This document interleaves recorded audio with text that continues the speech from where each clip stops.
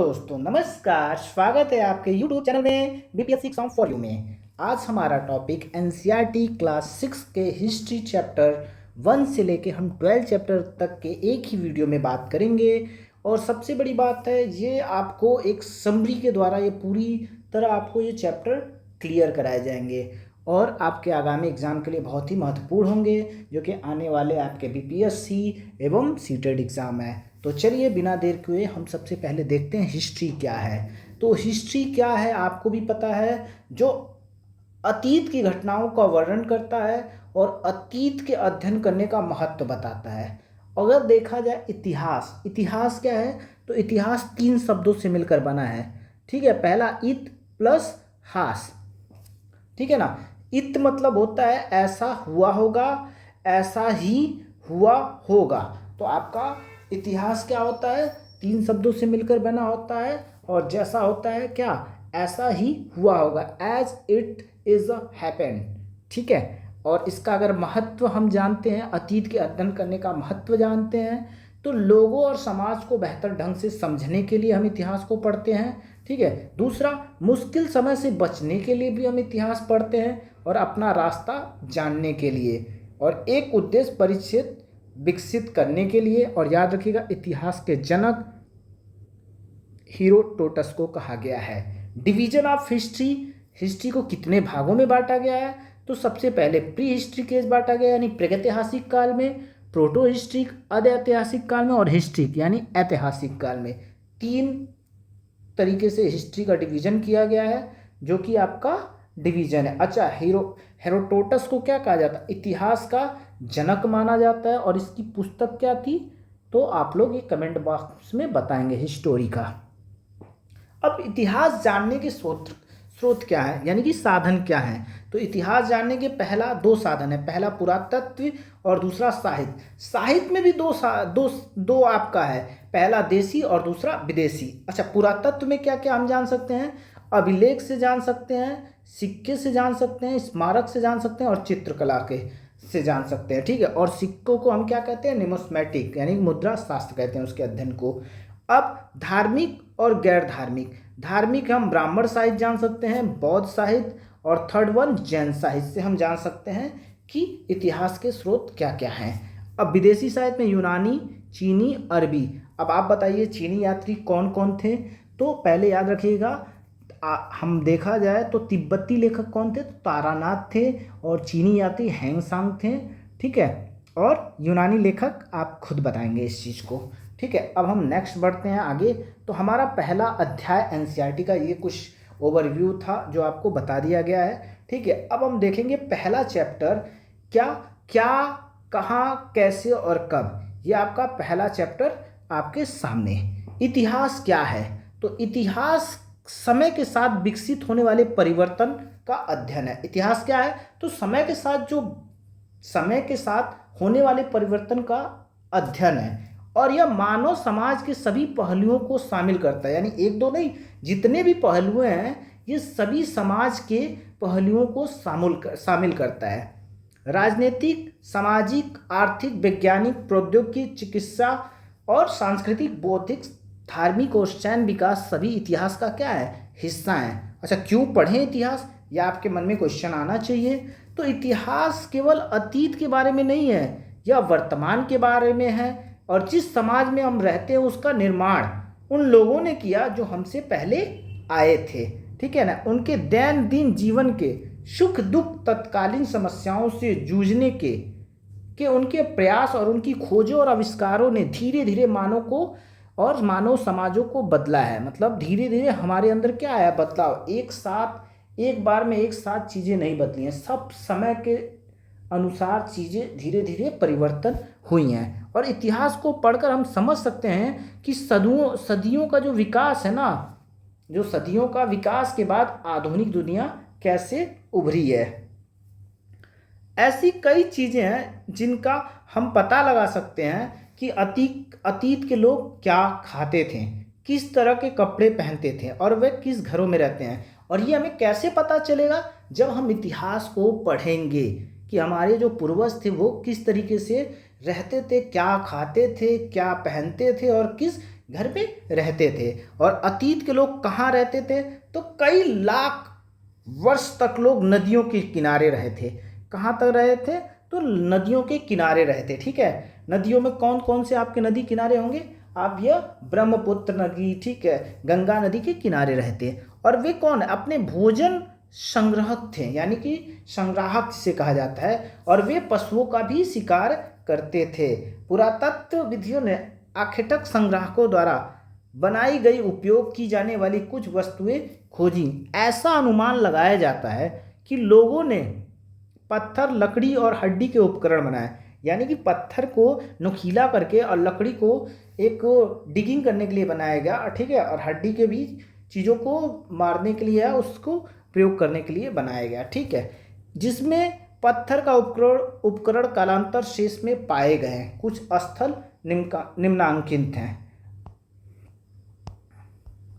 अब जैसे हम देख सकते हैं कि उत्तर सुलेमान और किरथार पहाड़ी कुछ ऐसे क्षेत्र हैं जहां महिलाओं और पुरुषों ने लगभग 8000 साल पहले गेहूं और जौ जैसी फसलें उगाना शुरू किया था। अब आपसे पूछ सकता है क्वेश्चन कि ऐसा कौन सा जगह है जहां पर गेहूं और जौ जैसी फसलें उगाना शुरू किया गया था, या कितने साल लगभग ईयर पहले? तो 8000 साल पहले। और कहाँ पर? तो उत्तर पश्चिम में सुलेमान किरधर पहाड़ियों पर। ठीक है, अब हम नेक्स्ट देखते हैं। तो यह कुछ अन्य क्षेत्र थे जहाँ कृषि का विकास हुआ। जिन स्थानों पर सबसे पहले चावल उगाए गए वो कौन से स्थान थे? तो विंध्य के उत्तर में स्थित है। कहाँ पर है? विंध्य के उत्तर में। लगभग 4700 वर्ष पूर्व कुछ आरंभिक नगर सिंधु नदी के किनारे फले फूले थे। बाद में करीब 2500 साल पहले गंगा और उसकी सहायक नदियों में समुद्र के किनारे शहरों का विकास हुआ था। कभी कभी लोग दूसरों की भूमि पर विजय प्राप्त करते हुए सेनाओं के साथ जाते थे, और इसके अलावा व्यापारी समूह अथवा जहाज़ों के साथ यात्रा करते थे और एक स्थान से दूसरे स्थान पर मूल्यवान वस्तुएं ले जाते थे। धार्मिक गुरु लोगों को निर्देश और सलाह देने के लिए गांव-गांव, शहर-शहर घूमते थे। कुछ लोगों ने जो नए रोमांचक स्थानों की खोज करना चाहते थे, रोमांच मतलब अपने एक्टिविटीज़ के लिए वो बाहर जाते थे कि कुछ नया चीज़ें करें, तो उसके लिए भी एक स्थान से दूसरे स्थान पर जाते थे। ठीक है, अपने मनोरंजन के लिए। तो रोमांच भावनाओं से प्रेरित होकर भी यात्राएं करते थे। और इन्हीं सभी कारणों से लोगों के बीच क्या हुआ? विचारों का आदान प्रदान हुआ था। अच्छा, अब हमें देश का नाम कैसे मिला? तो हमें कैसे देश का नाम मिला? इंडिया शब्द इंडस से आया। कहाँ से आया इंडिया शब्द?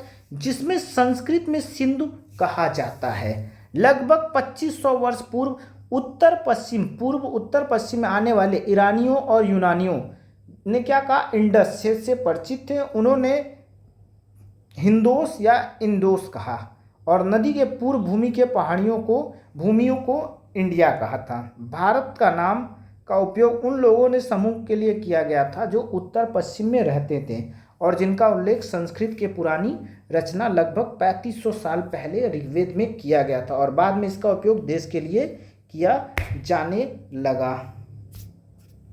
ठीक है, अतीत के बारे में कैसे जानें? हम अतीत के बारे में कैसे जानेंगे? तो सिंपल सी बात है, आपको जैसे स्टार्टिंग में बताया गया, तो क्या साधन है, ठीक है ना, इतिहास को जानने के लिए क्या स्रोत है, क्या साधन है। तो अभी हम एनसीईआरटी के माध्यम से देखेंगे। अतीत की जानकारी से हमें कई तरह से हम पता कर सकते हैं। पहला, पांडुलिपि, वे पुस्तकें जो बहुत पहले लिखी गई थी, ठीक है ना, और आमतौर पर ताड़पत्रों या हिमालय में उगने वाले बुज्र नामक पेड़ की छाल कर विशेष तौर पर भोजपत्र पर लिखी हुई मिलती हैं।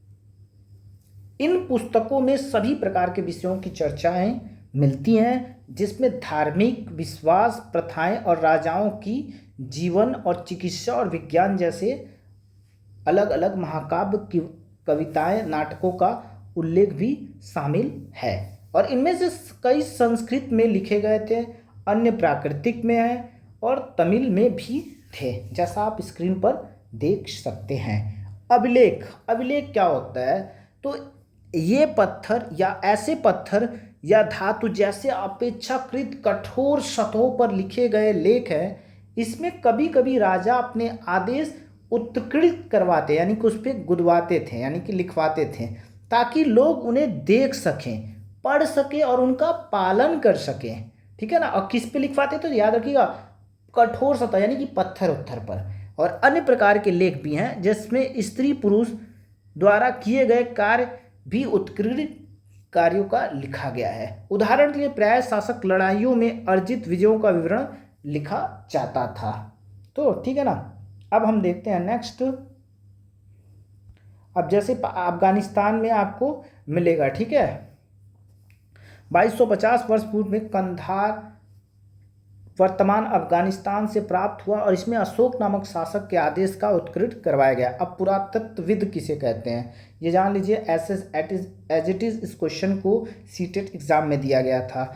यह ऐतिहासिक महत्व के वस्तुओं और स्थलों की खुदाई, तिथि निर्धारण और उनका विश्लेषण करके, अतीत की मानवीय गतिविधि अध्ययन करके एवं उत्खनन मतलब चीज़ों को जो खनन करते हैं, ठीक है, परियोजना को कार्यान्वयन करते हैं, तो उसे हम क्या कहते हैं, पुरातत्वविद कहते हैं। ठीक है। अब हम देखते हैं नेक्स्ट अपना, जिन्हें औपचारिक रूप से खुदाई के रूप में जाना जाता है। पुरातत्वविद अवशेषों के संरक्षित करते हैं और जानकारी एकत्रित करते हैं और अतीत की उनकी समझ को पोषित करते हैं। और इतिहासकार किसे कहते हैं, तो इतिहासकार वे होते हैं, वे विद्वान होते हैं जो अतीत का अध्ययन करते हैं, जैसे पांडुलिपियों का, शिलालेखों का, पुरातत्व का से ज्ञात जानकारियों को संदर्भ करने का प्राय वे स्रोत शब्द का उपयोग करते हैं। ठीक है ना। जो उत्खनन के माध्यम से चीज़ों को खोजते हैं या देखते हैं, खुदाई स्थलों के करते हैं और उस तिथि को निर्धारित करते हैं, उसे पुरातत्वविद कहते हैं। और इतिहासकार उसे कहते हैं जो पांडुलिपियों,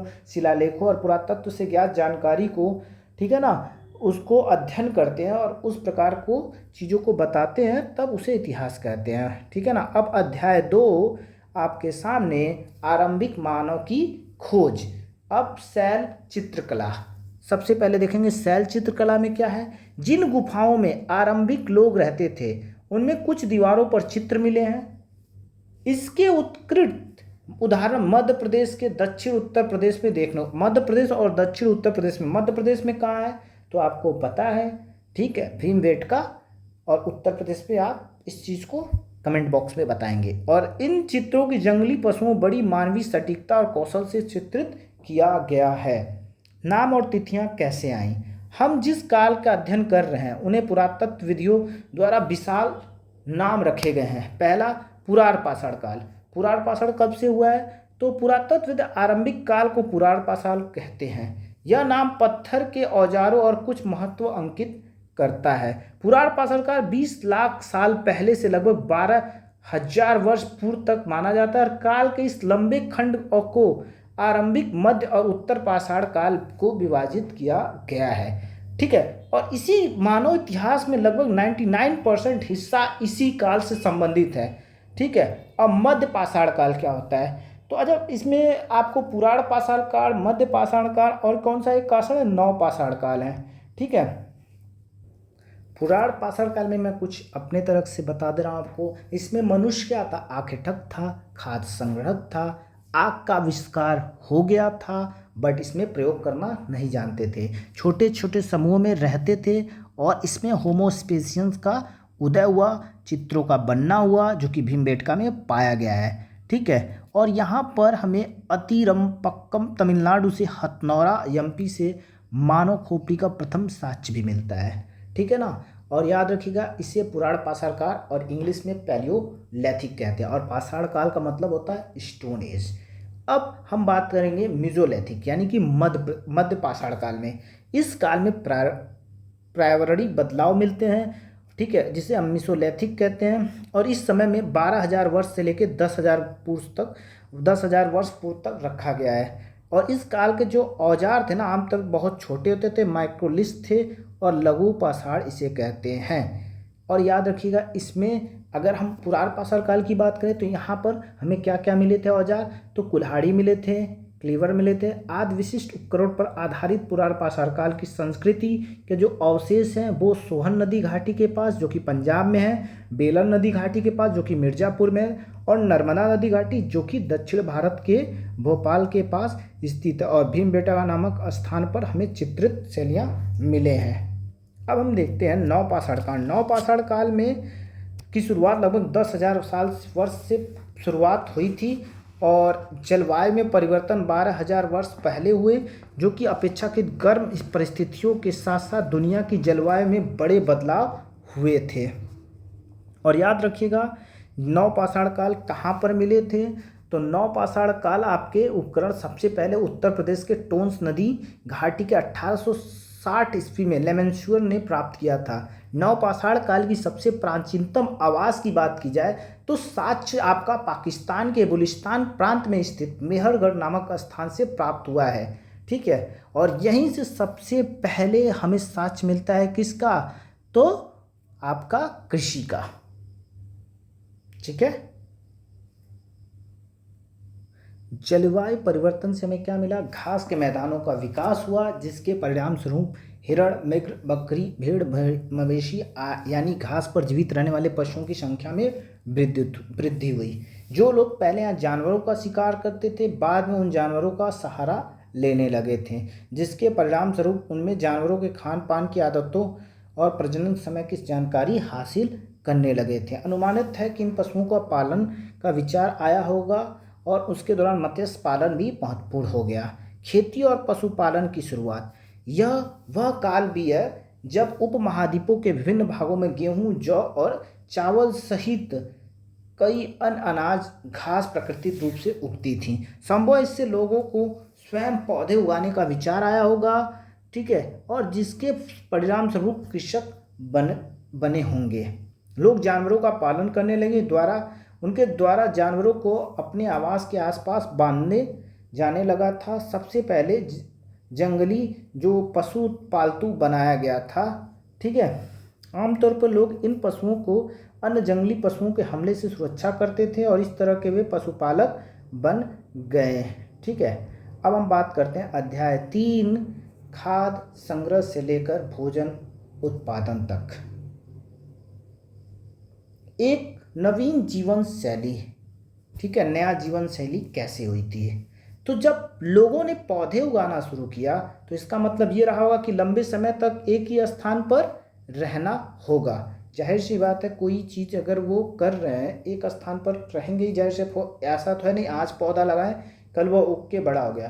तो उस पौधे को अगर लगा रहे हैं तो उसके लिए वो उसका जो पालन पोषण है उसका करेंगे, यानी कि उस चीज़ का सेवा करेंगे तभी वो चीज़ें का, और ये समय जो परिवर्तन होगा उसके अकॉर्डिंग वो आपको उसका फल मिलता है। तो चूंकि भोजन और बीज दोनों के लिए अनाज का भंडार करना पड़ता था, इसीलिए दौरान लोगों को इसको भंडारक तरीके से बारे में सोचना पड़ा।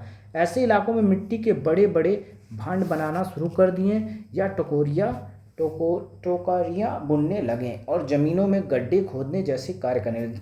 जब अनाज उगेगा तो उसको कहीं इकट्ठा भी तो करना पड़ेगा कि जो आने वाला समय है, यानी कि 1-2 महीना जो भी अगला दिन के लिए ही मान लीजिए, तो उस चीज़ को बचा के रखने के लिए उनको क्या चाहिए, तो जगह चाहिए। ठीक है ना, तो बड़े बड़े भांड बनाने लगे, मिट्टी के गड्ढे खोदने लगे और टोकरियाँ बुनने लगे। पहले कृषक और पशुपालक। पुरातत्वविदों ने आरंभिक कृषक और पशुपालकों के प्रमाण मिले हैं, यह पूरे उपमहाद्वीप में पाए गए हैं। कुछ सबसे महत्वपूर्ण प्रमाण उत्तर पश्चिम में वर्तमान कश्मीर और पूर्व दक्षिण भारत में मिले हैं। तो पूछ सकते हैं तो ऐसे कौन कौन से प्रमाण हैं जहाँ पर कृषक और पशुपालक पाए गए हैं, तो याद रखिएगा उत्तर पश्चिम में, वर्तमान कश्मीर में और पूर्व और दक्षिण भारत में मिले हैं। अस्थाई जीवन। अस्थाई जीवन कैसे जिए, तो अस्थाई जीवन में पुरातत्वविदों को कुछ पुरास्थल पर झोपड़ियों या घरों का निशान मिला है।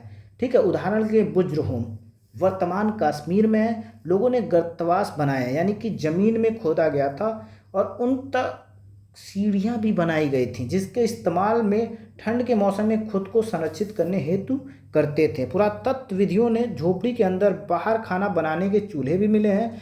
बताते हैं कि मौसम के आधार पर लोग अंदर बाहर बनाते थे क्या, खाना। अब मेहरगढ़, मेहरगढ़ क्या है? मेहरगढ़ में संभवतः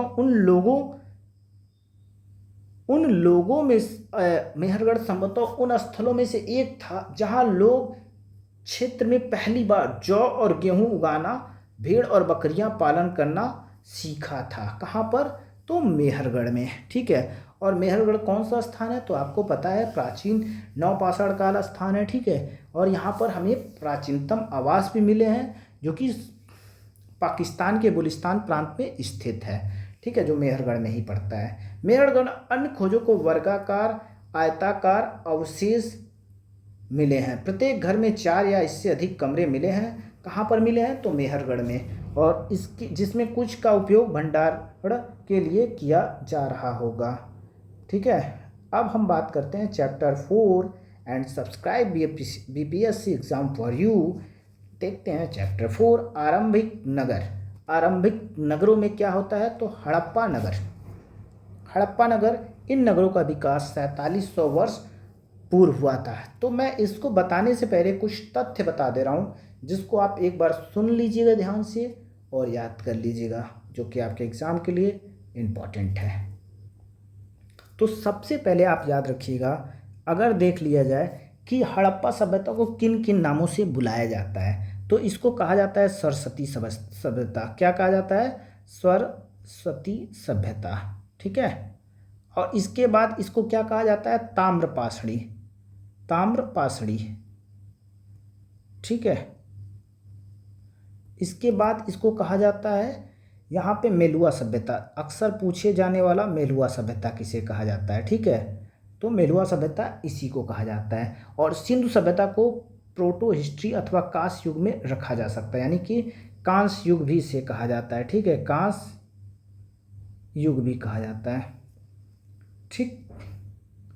अब सबसे पहले याद रखिएगा इसमें कि सिंधु घाटी सभ्यता, हड़प्पा घाटी सभ्यता या सिंधु सरस्वती घाटी सभ्यता, प्रथम नगरी क्रांति, ठीक है, कांस्ययुगीन सभ्यता, मेलुआ सभ्यता, ये सब नाम सिंधु घाटी हड़प्पा सभ्यता के ही हैं। ठीक है। और इस सभ्यता का वर्तमान में पाकिस्तान के पंजाब, सिंध, ठीक है, पंजाब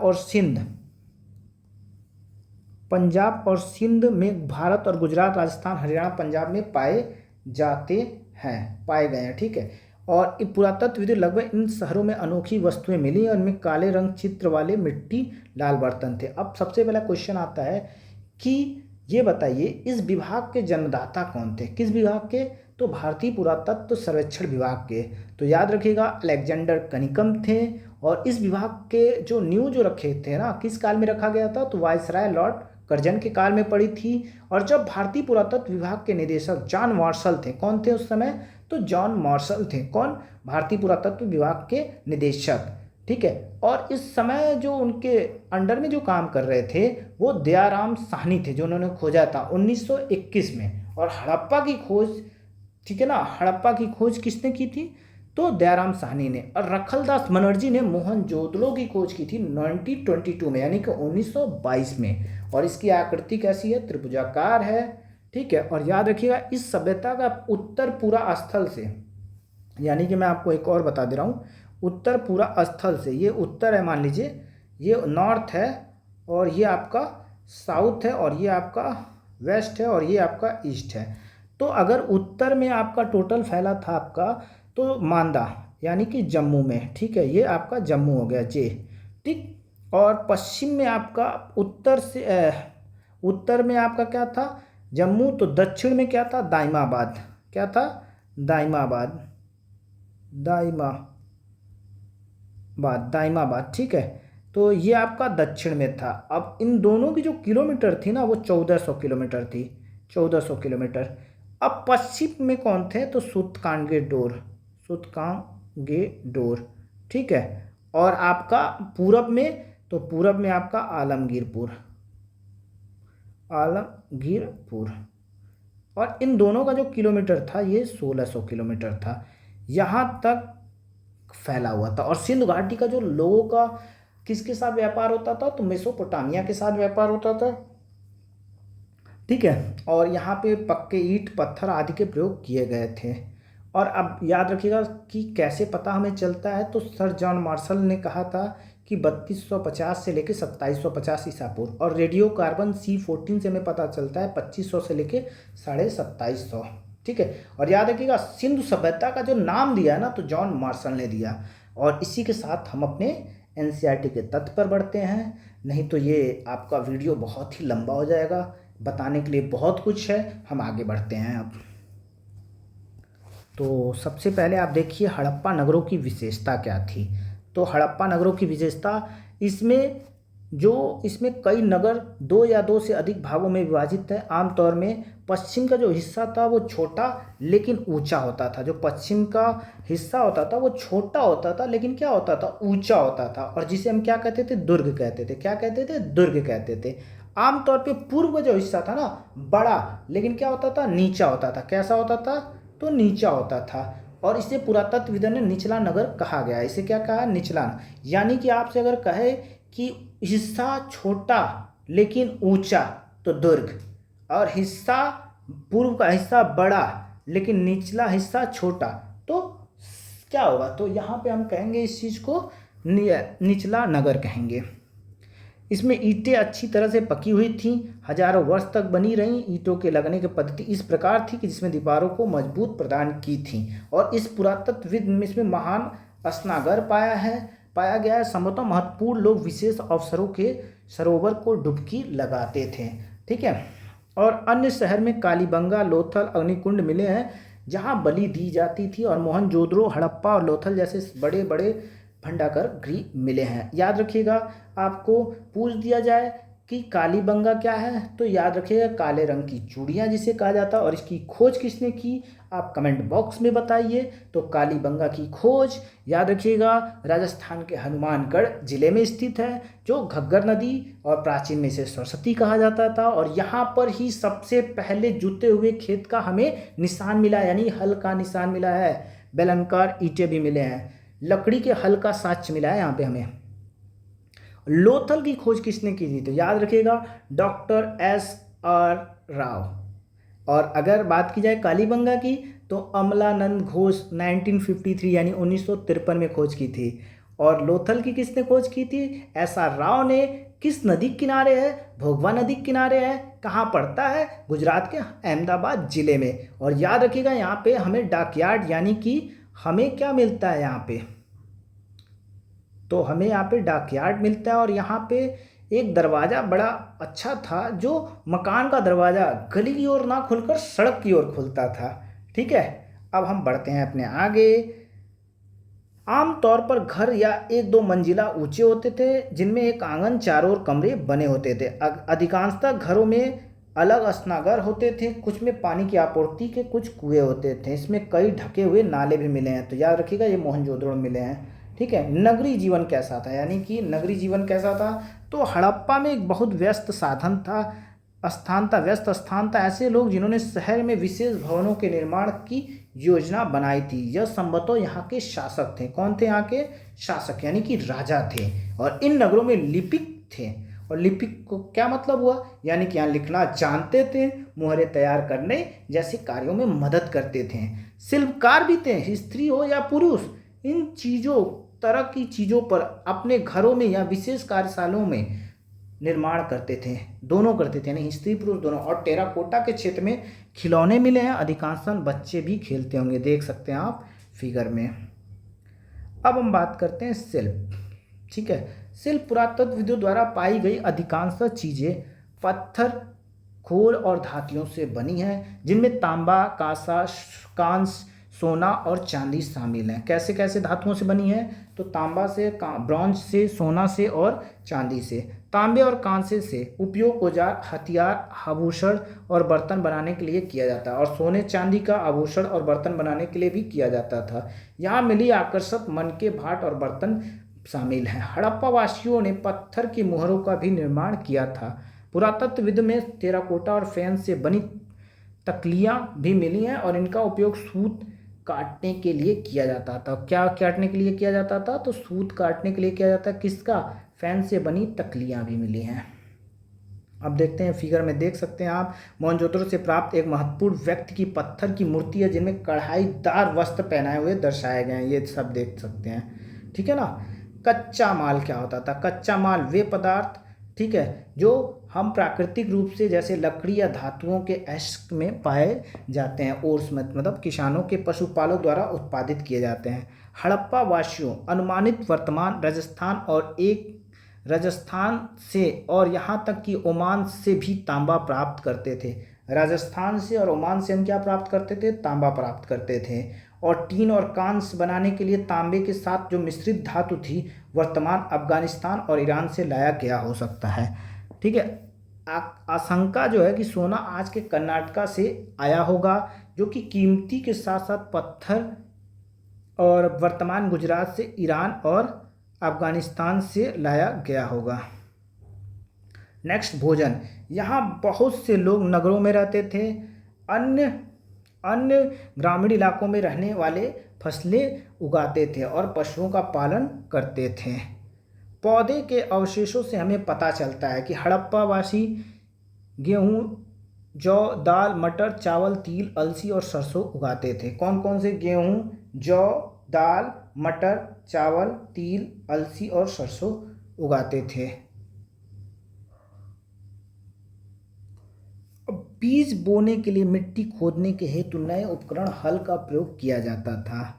जिस दौरान पौधे बढ़ते थे तब पानी संग्रहित करके खेतों में आपूर्तित की जाती थी। हड़प्पा के लोग मवेशी, भेड़, बकरी और भैंस पालते थे। कुछ तथ्य। धोलावीरा और शहर कच्छ के रण खादिर बेत पर स्थित है, जहाँ ताज़ा पानी और उपजाऊ मिट्टी मौजूद थी।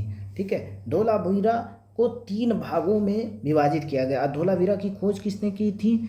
तो आप ये बताएंगे। ठीक है, तो धोलावीरा की खोज किसने की थी? तो रविंदर सिंह बिष्ट ने की थी। और इसे हम नहर मानसर कहते हैं। धोलावीरा का अर्थ होता है सफ़ेद और वीरा का अर्थ होता है कुआं। धोलावीरा गुजरात के कच्छ जिले में स्थित है और आज के साधारण गांव है। और इसकी खोज 1990 से 91 में आर.एस. बिष्ट ने की थी। ठीक है ना। और यहाँ से ही हमें खिरा हुआ साइन बोर्ड, स्टेडियम आदि के साक्ष्य मिले हैं। ठीक है, बांध और तटबंध भी यहीं पे मिले हैं। और यहाँ पर खोजे गए हड़प्पा के कालीन के 2 विशालतम में से एक है, सबसे बड़ा में से एक है। धोलावीरा में 3 भागों में विभाजित किया गया। प्रत्येक भाग बड़े पैमानों में पत्थर की दीवारों से घिरा हुआ, जिसमें प्रवेश द्वार थे। जैसा मैंने आपको बताया है, साइन बोर्ड, स्टेडियम आदि के साक्ष्य मिले हैं। लोथल शहर आपको बता दिया गया, खंबात की खाड़ी करीब साबरमती के सहायक नदी के पास स्थित है। लोथल में डॉकयार्ड यानी पोतगाह था। अंत का रहस्य आपके सामने। लगभग 2900 वर्ष पूर्व हम एक बड़े परिवर्तन की शुरुआत देखते हैं। आशंका है कई इन लोगों ने नहरों को छोड़ दिया था। कई विद्वानों ने सुझाव दिया कि नदियों का सूखना इसका कारण है। मतलब कई तरह के लोगों ने बात किया। कुछ उन्होंने कहा कि बाढ़ आई थी इसलिए लोगों ने छोड़ दिया। उन्होंने कहा कि कई लोग पूर्व और दक्षिण में नई छोटी बस्तियों जाकर बस गए। ठीक है, अब हम बात करेंगे नेक्स्ट एक्सरसाइज आपके सामने, कब्रें और किताब हमें क्या बताती हैं। तो don't forget subscribe my YouTube channel BPSC exam for you. दुनिया की सबसे पुरानी पुस्तक में से एक। 4 वेद हैं। पहला ऋग्वेद, सामवेद, यजुर्वेद, अथर्ववेद। और इनके कुछ हम तथ्य बता देते हैं जो आपके एग्ज़ाम के लिए महत्वपूर्ण हैं। तो चलिए, तथ्य के लिए आपको एनसीईआरटी के लिए कुछ देर तक पॉज होना पड़ेगा। तो देखते हैं हम तथ्य। आपको सिर्फ सुनना है, अगर आपको लिखना होगा तो पॉज करके आप लिख भी सकते हैं। सबसे पहले हम देखेंगे वैदिक काल। क्या देखेंगे? वैदिक काल। ठीक है, वैदिक काल में आप सबसे पहले क्या देखेंगे कि यह 1500 से 1600 तक बीसी तक 600 तक बीसी तक आप जाएंगे। ठीक है ना। पहला 1500 से आप बोल दिए हैं, तो पहला आपका आता है ऋग्वेद। क्या आता है? ऋग्वेद। और दूसरा क्या आता है आपका? उत्तर वैदिक काल। उत्तर वैदिक काल ये आपका आता है 1000 से लेके 600 तक। और ये आपका आता है 1500 से लेके 1000 बीसी तक। ठीक है ना। अब ऋग्वैदिक काल को हम जानेंगे। ऋग्वैदिक काल क्या होता है? तो आर्यों का सबसे प्राचीन ग्रंथ है और इसके संकलन जो करता है ना, वो वेदव्यास ने किया था। ऋग्वेद में देवताओं की स्तुति के लिए स्रोत भी बहुत हैं। इसमें 1028 सूक्त हैं, यानी कि आपके मंत्र कितने हैं इसमें, तो 10,462 मंत्र हैं। त्रिज्याएँ हैं, ठीक है, मंत्र या त्रिज्याएँ हैं। 10 मंडल हैं इसमें, और इसके ऋषि को होर्त कहा जाता है। तो मैं यहाँ पे साइड में लिख दे रहा हूँ आपके। तो सबसे पहले आप देख सकते हैं साइड में, इसमें मंत्र सूक्त कितने होते हैं, सूक्त कितने होते हैं, तो आपके सूक्त होते हैं टोटल कितने, तो 1028 होते हैं। अगर बात की जाए मंत्र की, तो मंत्र आपके होते हैं 10,462। और मंडल कितने होते हैं, तो मंडल आपके होते हैं 10। ये आप 3 चीज़ याद रखिएगा। और इसके ऋषि को होर्त कहा जाता है। क्या कहा जाता है, होर्त, ठीक है। देवताओं को स्तुति करने वाले स्रोत बहुत हैं। अब 8वें मंडल की जो हस्तलिखित त्रिज्याएँ को खील कहा जाता था। ऋग्वेद का जो पूरा 9वां मंडल है ना, वो किसको समर्पित है, 9वां मंडल तो सूर्य देवता को, किसको समर्पित, सोम देवता को समर्पित है। किसको समर्पित है, सोम देवता को समर्पित है। और ऋग्वेद में 10वें मंडल में ही वर्ण व्यवस्था है, जिसमें ब्राह्मण, क्षत्रिय, वैश्य और शूद्र का उल्लेख है। 10वें मंडल में ही संसार की उत्पत्ति का कहा गया है, सिद्धांत है। 3रे मंडल में विश्वामित्र द्वारा सूर्य देवता को समर्पित गायत्री मंत्र। अच्छा, ऋग्वेद में आपको ये लग रहा होगा कि इसमें स्त्रियों का योगदान क्या था, तो याद रखिएगा ऋग्वेद में स्त्रियों का भी योगदान था। जिसमें कौन सी थी 5 स्त्रियां, तो लोपामुद्रा, घोषा, सिक्ता, अपला और विदुषी स्त्रियों का योगदान रहा है। आर्य के आरंभिक इतिहास की जानकारी का प्रमुख स्रोत जो है ना, वो ऋग्वेद है। वेदों में याद रखिएगा कुल 31 नदियों का तो उल्लेख हुआ है, जिसमें से 25 अकेले ऋग्वेद में है। ऋग्वेद काल की दूसरी एवं पवित्र नदी सरस्वती को माना गया है। और ऋग्वेद में गंगा का वर्णन 1 बार, यमुना का वर्णन 3 बार हुआ है, ठीक है ना। अब हम आगे पहुँचते हैं। याद रखिएगा, अगर पुरोहित की बात की जाए, पुरोहित के जो राजा का पदाधिकारी होता था, इसमें परिवार का मुखिया कुलपति या गृहपति, ग्राम का मुखिया ग्रामीण, और विश्व का मुखिया विश्वपति, और जन का मुखिया जनपति होता था। तो चलते हैं हम अपने अब एनसीईआरटी के तथ्य पर।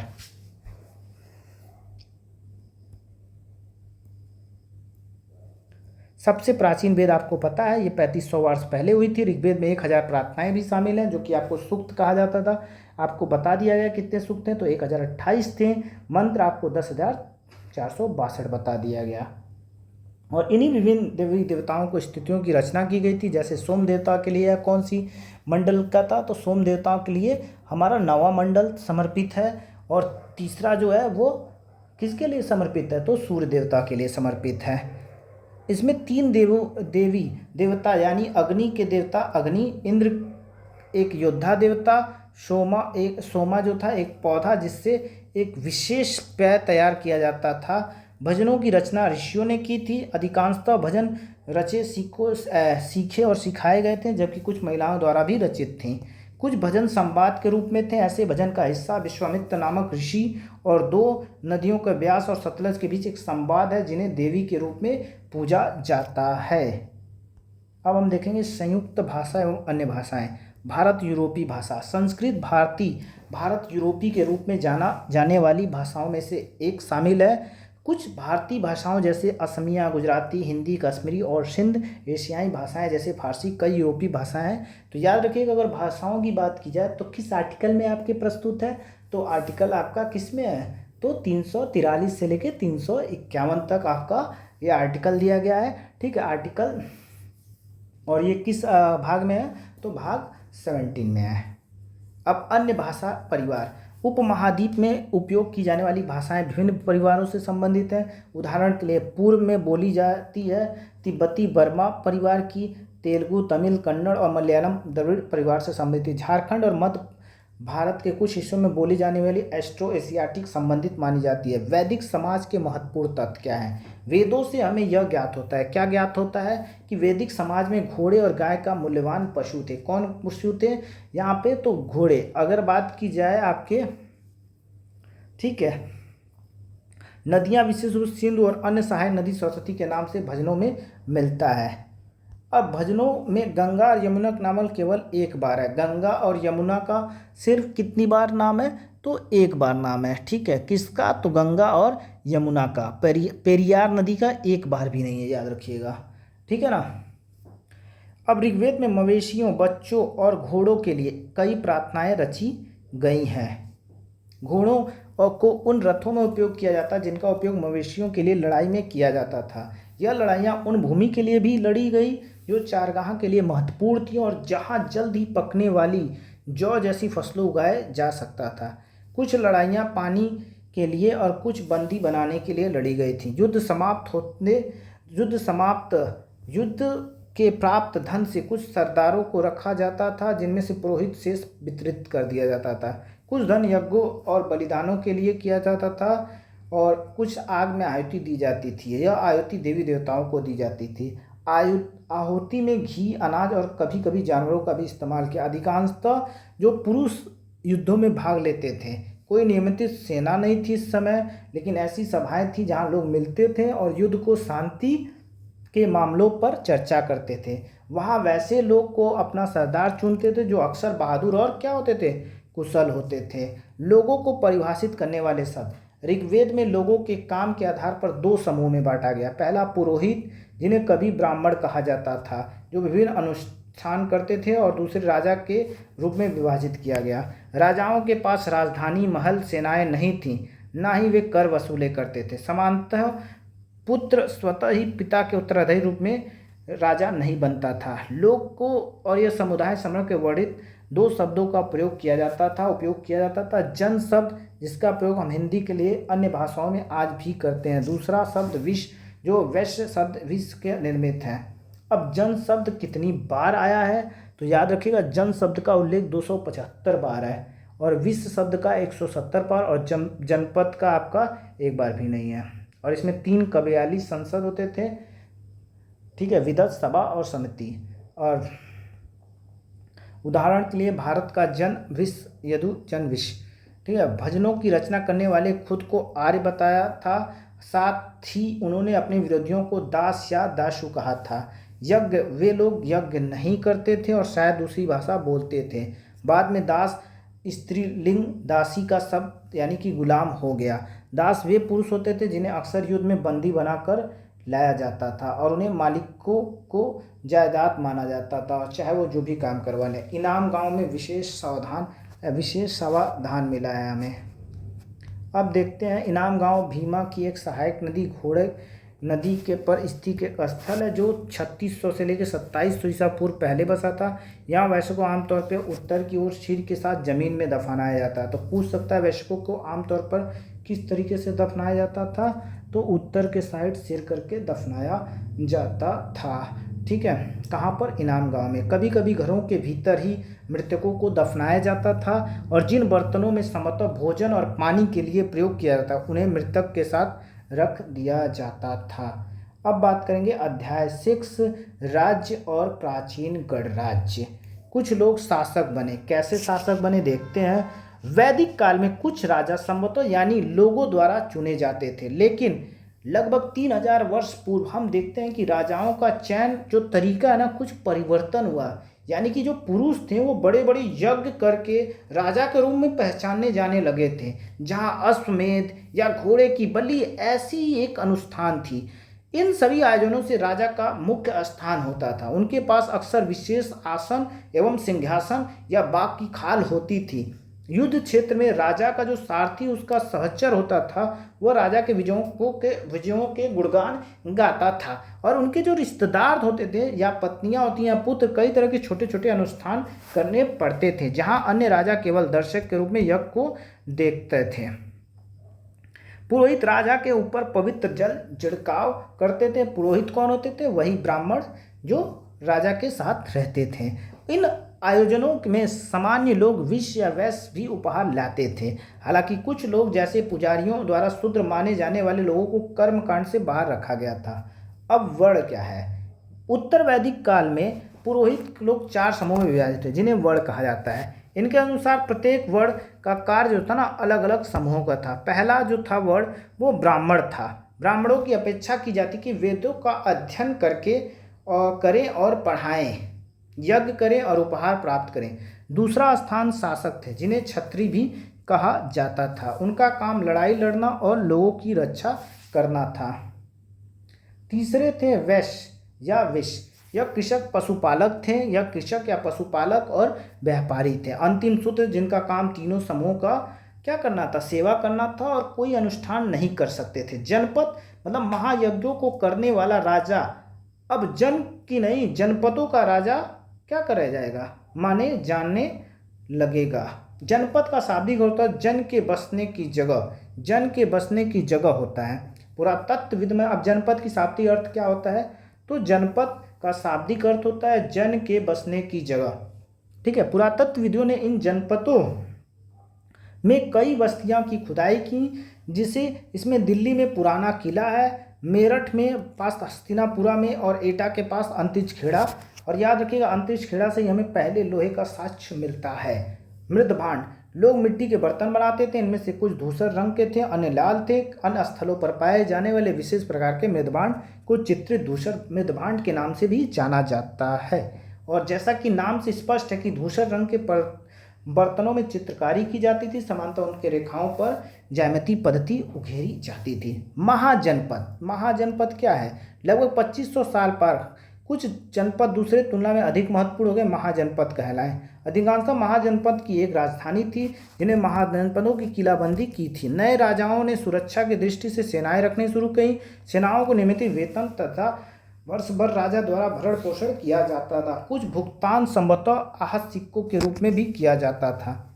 ठीक है, मगध क्या है, लगभग 200 साल भीतर मगध का महत्वपूर्ण महाजनपद बन गया था। कारण क्या था, तो कारण गंगा एवं सोन नदी जैसे मगध से होकर बहती थी।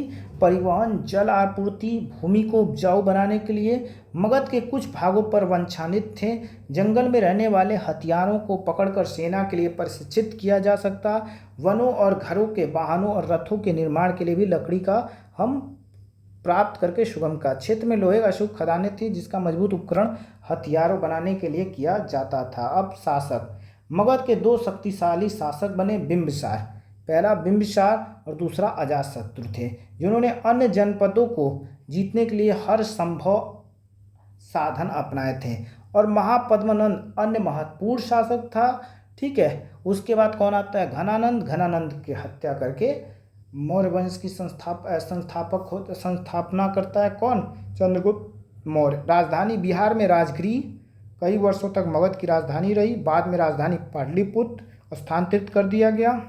वाजी अच्छा, पाटलिपुत्र किसने किया था, तो आप ये कमेंट बॉक्स में बताइएगा। तो पाटलिपुत्र आपके किसने किया था, तो बताइए। हाँ, बिल्कुल सही जवाब है। एक गढ़ या संघ एक नहीं बल्कि कई शासक होते थे। कभी हजारों हजारों पुरुष के शासन करते थे और प्रत्येक को राजा कहा जाता था। यह सभी राजा एक साथ अनुष्ठान को संपन्न करते थे। वे सब भाषाएं थे और चर्चाओं में बहस के माध्यम से तय करते थे कि क्या करना है और कैसे करना है। ठीक है, क्या करना था, एक राजा एक साथ सभी अनुष्ठान को संपन्न कर रहे थे। वे सभाएं कर रहे थे और चर्चा बहस के माध्यम से वो निर्णय लेते थे कि क्या करना है और कैसे करना है। उदाहरण के लिए, यदि किसी दुश्मन ने हमला किया तो इस बात पर चर्चा करने के लिए ठीक पहले बैठक करते थे कि खतरे से निपटने के लिए क्या किया जाना चाहिए। हालांकि सभी जो सभाओं में महिलाएं, दास और कामकर भाग नहीं ले सकते थे। शक्तिशाली राजाओं ने संघों को जीतने की कोशिश की थी। कर कैसे आया, तो महाजनपद शासक विशाल किले निर्माण कर रहे थे, साथ ही बड़ी सेनाओं का रख रखाव कर रहे थे।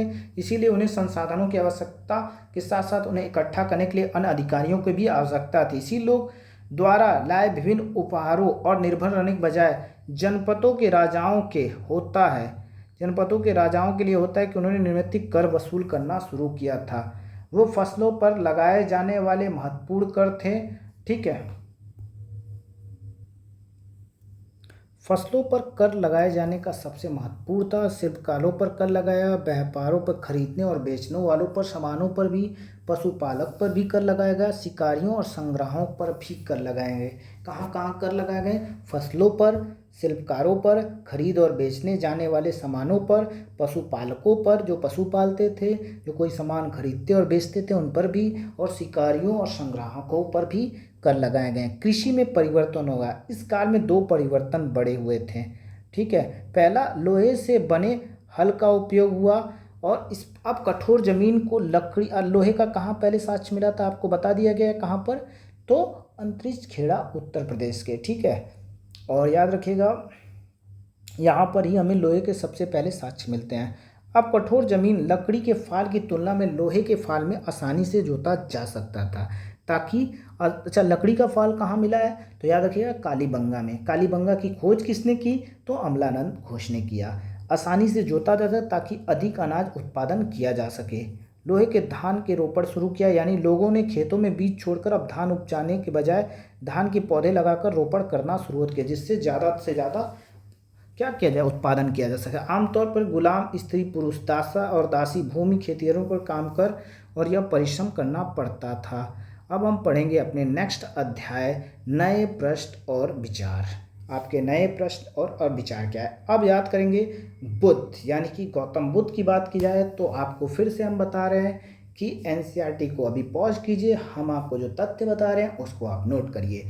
तो सबसे पहले बौद्ध धर्म की बात की जाए तो सबसे पहले इसमें प्रसिद्ध जो त्यौहार है, फेस्टिवल है, वो बुद्ध पूर्णिमा है, जो बैसाख पूर्णिमा भी कहा जाता है। इसके संस्थापक गौतम बुद्ध थे।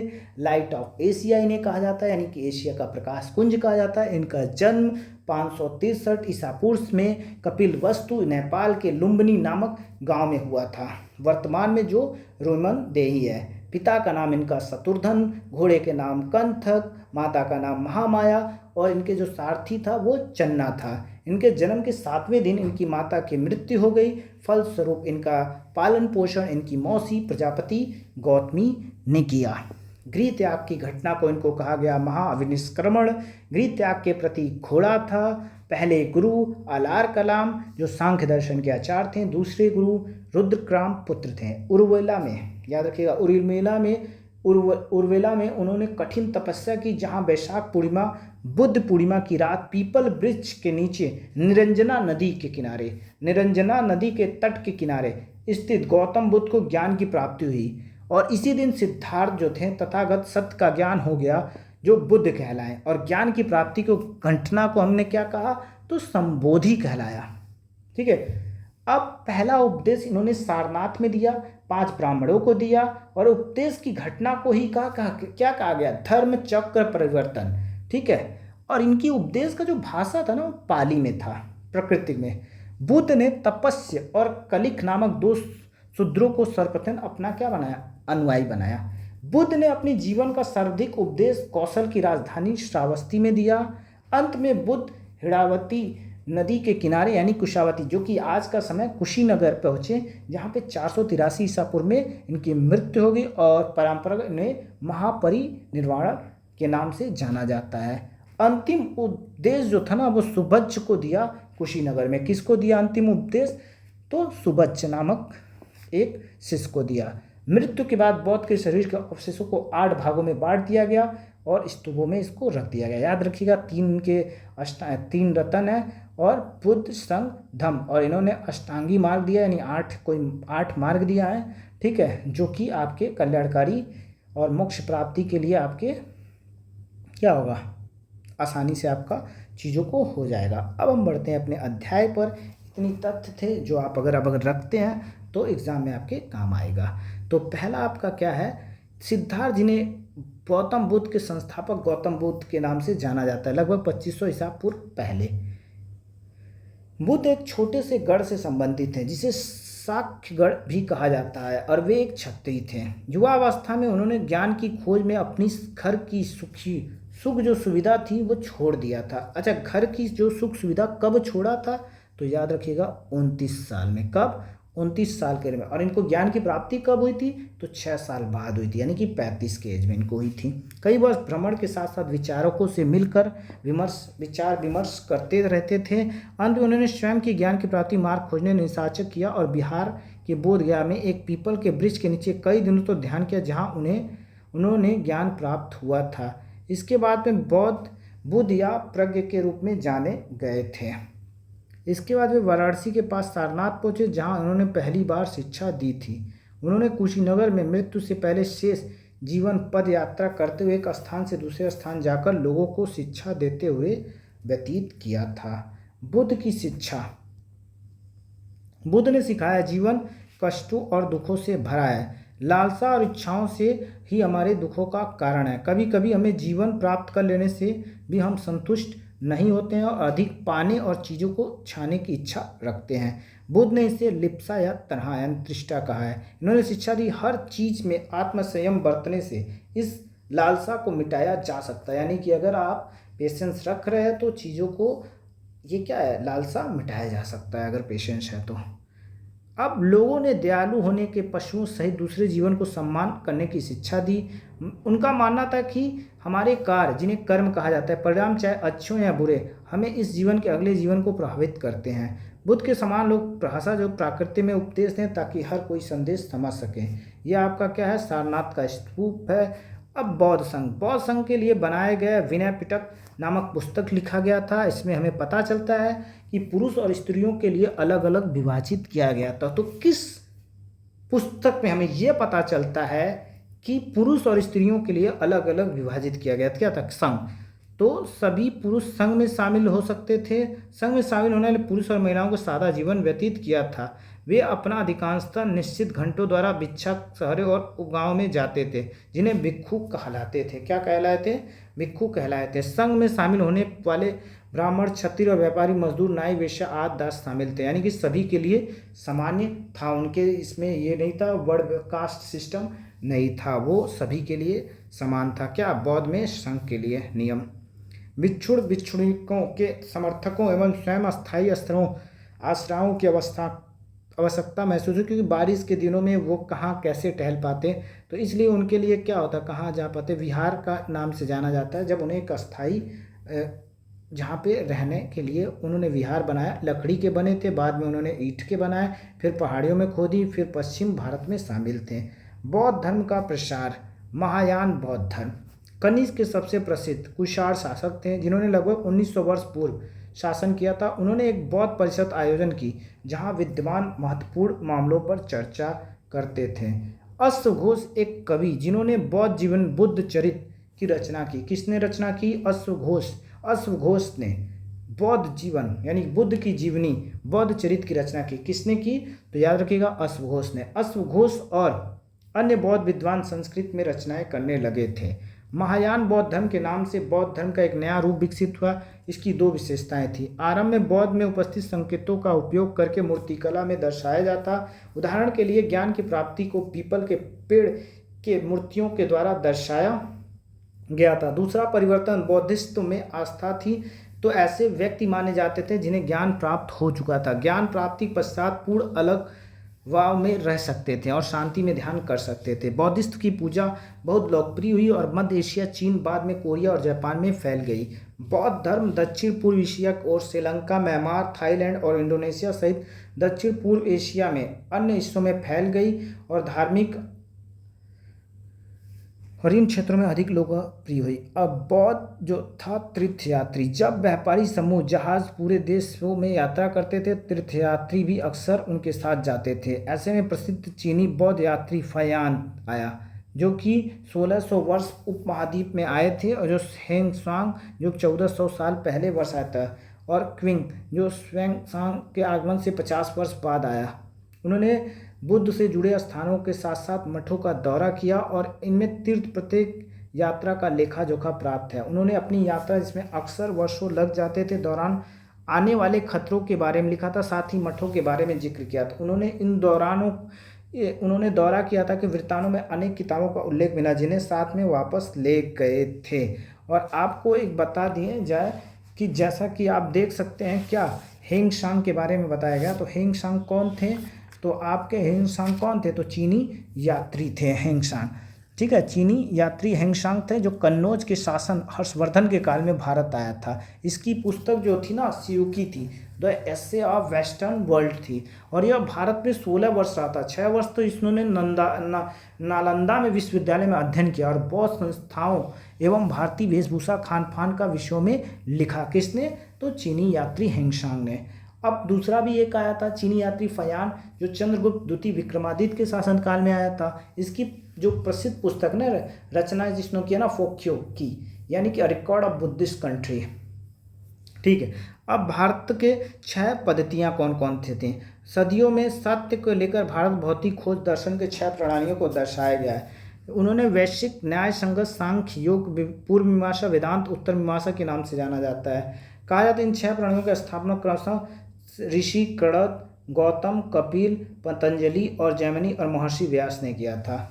ठीक है, और इस प्रकार हम अब बात करते हैं उपनिषद। उपनिषद का मतलब होता है जब गुरु के समक्ष आप जो बैठकर ज्ञान प्राप्त कर रहे हैं उसे ही उपनिषद कहा जाता है। कई विचारों का मानना है कि ब्रह्मांड में तत्व जो अस्थाई हैं, जो मृत्यु के बाद भी रहेगा, उन्हें आत्मा और ब्रह्मा या सार्वभौम आत्मा के वर्ण में जाना जाता है।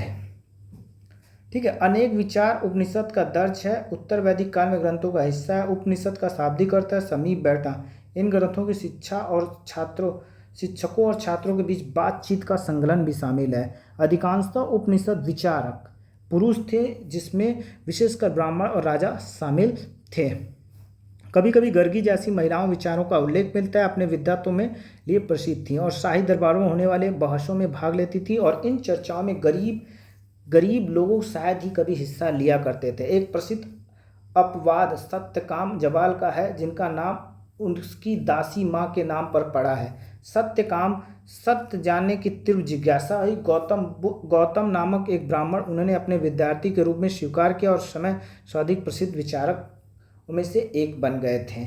उपनिषद में कई विचारों के विचार बाद में प्रसिद्ध विचारक शंकराचार्य द्वारा विकसित किया गया। जैन धर्म। अब जैन धर्म के बारे में कुछ जान लेते हैं। जैन धर्म कौन, मतलब इसके वास्तविक संस्थापक कौन थे और कौन इसके आपके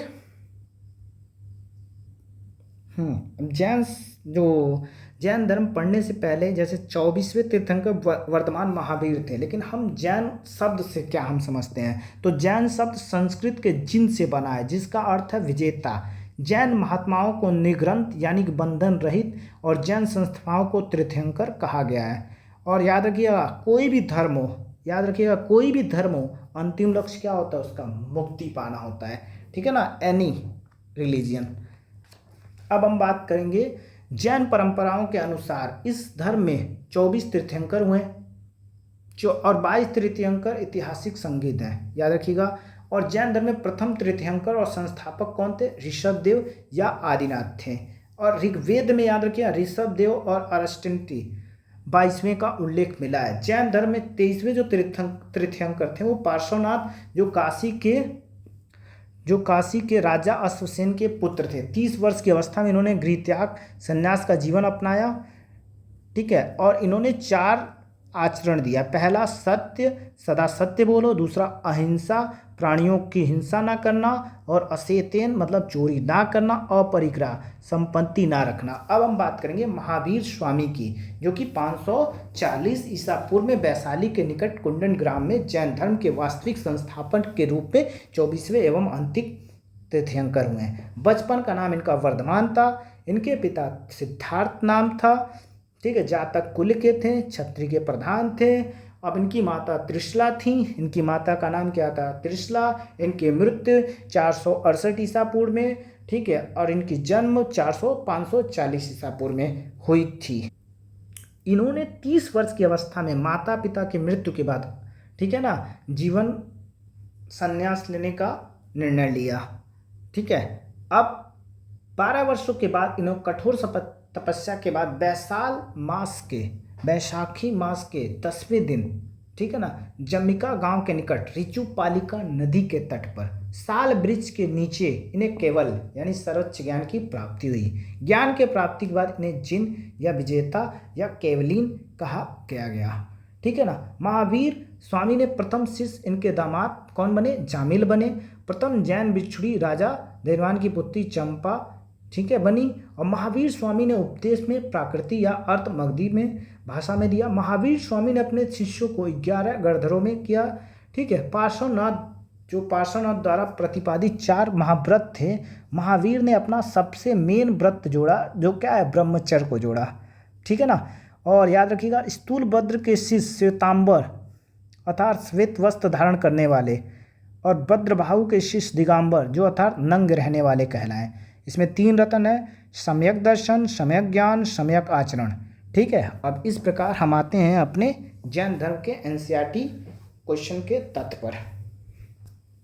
सबसे पहले जैन धर्मों में 24वें तीर्थंकर महावीर स्वामी थे। इन्होंने 2500 साल पूर्व संदेश का प्रसार किया था। यह वाज्य संघ के लिच्छवी के कुल के क्षत्रिय राजकुमार थे और 30 वर्ष की आयु में उन्होंने गृह त्याग करके वन गमन 12 वर्ष तक उन्होंने कठिन तपस्या की और उसके बाद इन्हें केवल की प्राप्ति हुई, यानी कि ज्ञान की प्राप्ति हुई। महावीर सरल सिद्धांत सिखाया, जिसमें कहा कि सत्य जानने की इच्छा रखने वाले पुरुष को महिलाओं को अपना घर छोड़ देना चाहिए। इन्होंने अहिंसा के नियमों को बहुत सख्ती पालन करना चाहिए, जिसका अर्थ है जीवन में प्राणियों को कष्ट देना और ना ही हत्या ही करना चाहिए। ना तो कष्ट देना चाहिए, ना ही हत्या करनी चाहिए। महावीर अपनी शिक्षा प्रकृति में दी, यही कारण था कि साधारण लोग महावीर और उनके अनुयायियों की शिक्षा को समझ सकें। देश के अलग अलग हिस्सों में प्राकृतिक अलग अलग रूप से प्रचलित थे और इन क्षेत्रों के आधार पर उनके नाम भिन्न थे। महावीर के अनुयायी जैन कहे जाते थे। उन्हें भोजन के भिक्षा मंगवाते हुए बहुत सादा जीवन व्यतीत करना पड़ता था। उन्होंने बिल्कुल ईमानदार होता था, विशेष रूप से चोरी ना करना सख्त हिदायत दी गई थी। साथ ही उन्हें ब्रह्मचार्य का पालन करना पड़ता था। इसके अलावा पुरुषों को अपने वस्त्रों सहित कुछ त्यागना पड़ता था। ठीक है, जैन धर्म की लोकप्रियता।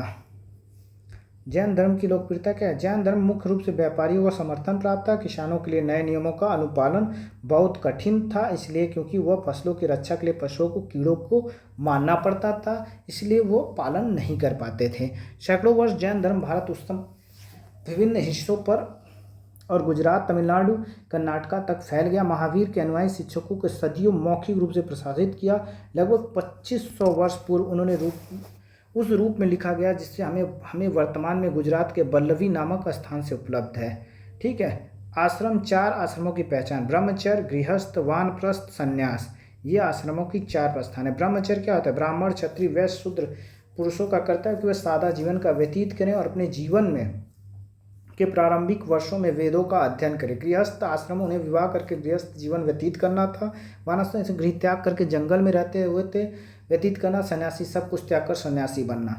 आश्रमों में प्रणाली के पुरुष अपने जीवन का कुछ हिस्सा ध्यान में बिताना अनुमति दी थी और आमतौर पर महिलाओं वेदों को अध्ययन के लिए अनुमति नहीं थी और पतियों के द्वारा चुने गए आश्रमों का पालन करना पड़ता था।